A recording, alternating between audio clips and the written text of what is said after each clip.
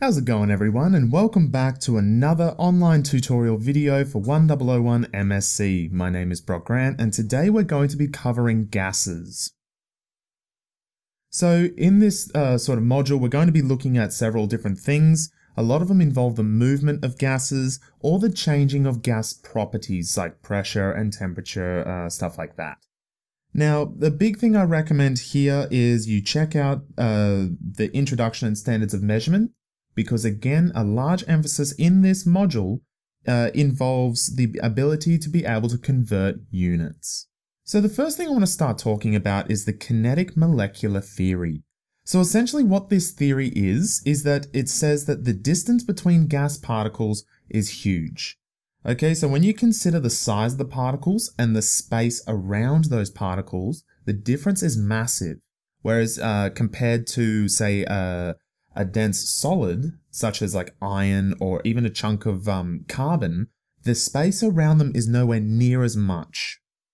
So that's a big thing to emphasize, that a lot of the volume around a gas is mainly empty space. Now, another thing too is that a gas will move in a straight line only. However, because there are so many different particles, they move in all directions that are frequently colliding with their container.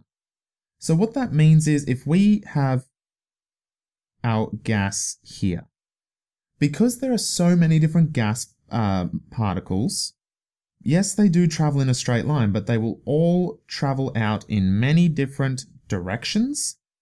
And then, so this one will go out here, then there'll be another one, then they'll sort of collide with each other and ricochet off. And then if that's all contained within our little sort of box here, it will keep going, ricochet off that wall and keep coming down here like that. So that's how gases move. They will constantly move, ricochet and bounce off the outermost part of the container. The next thing is that gases have no attraction to each other. I know I've spent a lot of time talking about like hydrogen bonding and like different attractive forces. Gases do not have any of that. They have no urge to want to bind to each other, to attract to each other, or to clump. They will just sort of float around freely in space. Another thing too is that no energy is lost in the collision of a gas to its wall of its container, whatever it's in. Essentially, it's called an elastic collision, so it will basically hit off that wall and bounce back completely with no energy being lost. So we are going to cover that a little bit more in physics, and you don't need to worry too much about that. Just know that as it's hitting and ricocheting off its container, it's not going to sort of lose energy, eventually slow down and turn into like a liquid or a solid like we covered in the previous module. Now let's look at how we measure gases, because there are four primary variables that we use to measure the properties of a gas, and these are volume, pressure, temperature, and the number of moles, so the concentration of that gas. We are going to be talking about those four properties a lot. So again, if you're not confident or you're not comfortable about any of these variables here and what they do, you will need to make sure you understand that before we really push on. So let's talk about pressure here. So pressure is the amount of force that those gas molecules are pushing against its container. And the primary unit of measurement that we use for gases is atmospheres. So that's what we use in chemistry a lot. However, if we look at the SI units, we don't see atmospheres there. And that's because the SI unit for atmospheres is called the Pascal. Now, these conversion factors must be memorized. We have said that we will provide you imperial to metric conversions. However, these are not imperial to metrics. These are just different types of pressure, and you will need to know all of them. So 1 atmosphere, which is the primary unit we will be using, is the equivalent of 101,325 pascals. However, it is okay to just remember it as 101.3 kilopascals. So you need to know how to convert between ATM to Pascal. You should also know that 1 atmosphere is the equivalent to 760 torr, and 760 torr is the same as 760 millimeters of mercury. Okay, so this one is extremely important. You must know how to convert those units. Now, another thing too is it's sort of a reference thing. Throughout a lot of your textbooks and your lecture notes, they refer to it as the standard temperature. So this standard temperature is 0 degrees Celsius, which is the same as 273 degrees Kelvin. So again, you must be able to convert between Celsius and Kelvin, because 0 degrees Celsius is the equivalent of 273 degrees Kelvin. Now, a quick law that occurs with pressure, and it's probably one of the easiest laws that you're going to learn throughout this whole course, and this is called Dalton's law of partial pressures. So what this law essentially says is that the total pressure of a mixture of gases, so if we've got gas A, gas B, and gas C, and we put them all together into one, the total pressure is just the sum of those individual pressures. So if we had a container, and this tube had 3 atmospheres, this tube had 2 atmospheres, and this tube had 1 atmosphere. If we poured and combined all of them into the same container, this container would be 6 atmospheres. So that's a nice easy formula. Now let us look at standard temperature and pressure. This is an incredibly important thing to know about gases. So whenever you see or hear the word standard temperature and pressure, or STP, you should immediately refer it to a standard set of conditions that allow you to compare properties of different gases. Now, the values for STP are, so for pressure, it is 1 atmosphere. For volume, 22.4 liters, it is 1 mole and 273 degrees Kelvin. Now, this is massive. You absolutely must memorize this, okay? You must know all of the numbers, and it's absolutely essential to know the units, because if you don't convert it into the right units, this entire formula and method fails. So if, for example, you're given 870 torr, you must convert this to atmospheres if you want to use it for standard temperature and pressure. Now, I'm going to talk about that a little bit more in a moment, so don't worry. But again, these values and these units and how to convert those units must be memorized. So let's have a look at the individual formulas for gases. Now, I know this is going to seem very overwhelming. It's going to seem like a lot of information, a lot of things you have to learn.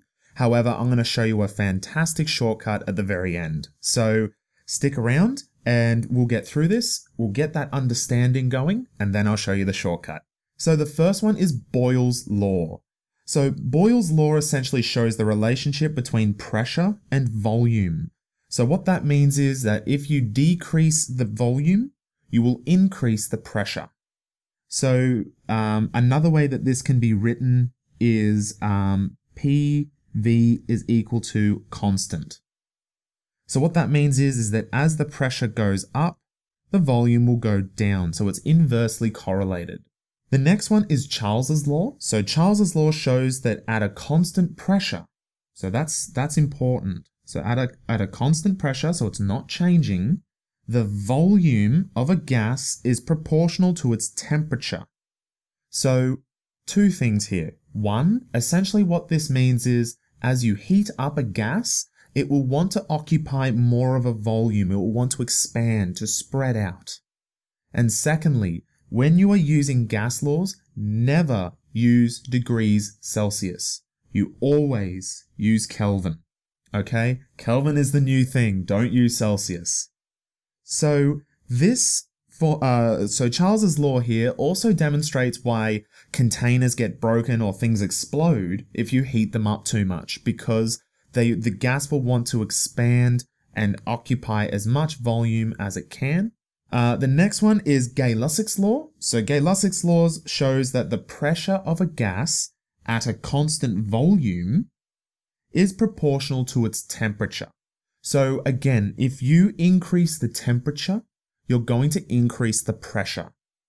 So to help explain Charles's law and Gay-Lussac's law, I've actually brought along one of my little science toys I purchased online. And what this does is, it is a perfect demonstration of Charles's law and Gay-Lussac's law. Because within this container here, we can see we have a small amount of liquid at the bottom here. Now this liquid is called diethyl ether. So it has a very, very low boiling point. I think it's around like 5 degrees or so.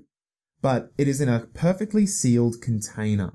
So if I were to apply heat, you can see that the liquid is now heating up. It's causing it to boil, turn into a gas. And as we increase the amount of temperature that we add to this system, it means that the amount of pressure and the amount of volume that it wants to take up will also increase, causing it to push itself to the very top.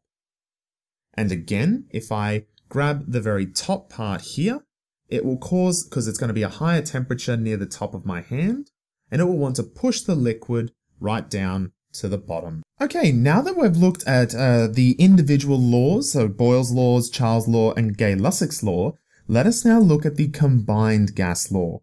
So essentially what the combined gas law explains is it shows how Boyle's law, Charles's law, and Gay-Lussac's law all work together to explain more about the different properties of gases.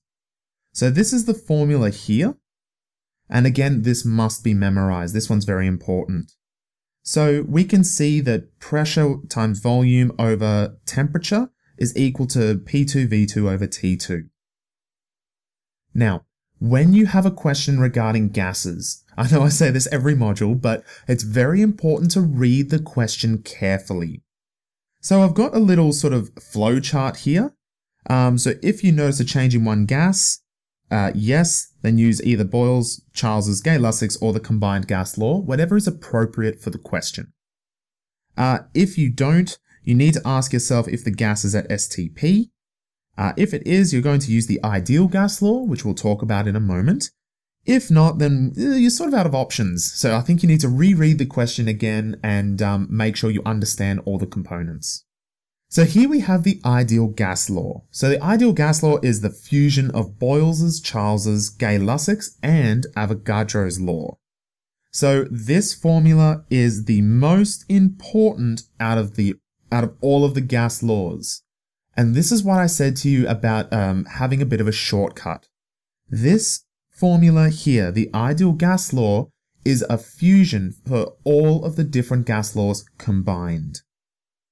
So, for example, let's say you go, Boyle's law. Oh no, I can't remember it. So you just go, okay, PV equals nRT. So you go, Boyle's law, that is pressure and volume. So you go, okay, we don't need these.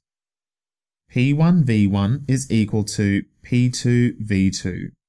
So let's say look at Charles's law. So Charles's law was volume and temperature. So we get rid of the rest. So here we have temperature. So we move this around over here. So we have V1 over T1 is equal to V2 over T2.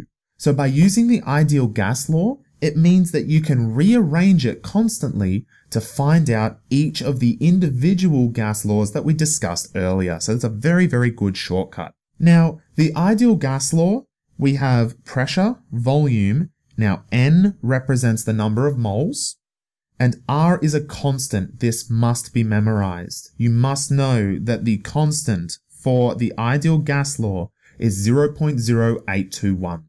Okay, if you don't have that memorized, you won't be able to use this formula. Now, a very important thing here is that this formula will only work using the units that we described in STP, standard temperature and pressure. And that is atmospheres, liters, moles, and Kelvin. Okay guys, so this was a nice and short module. Thank you all very much for joining me today. I hope you all enjoyed it. Check out the next video where I'm going to go through some example calculations and I'll show you where they can try to trick you in this module. Again, if you could please all do the survey just down below for me, please. It does really help me out a lot. as it does allow me to get a lot of good feedback, allows me to change these videos for you guys to make sure that you get the best learning experience possible. If you do have any questions, queries, even suggestions or feedback, please feel free to send me an email at b.grant@griffith.edu.au. So my name is Brock Grant. Thank you all very much for joining me today, and I'll see you all next time.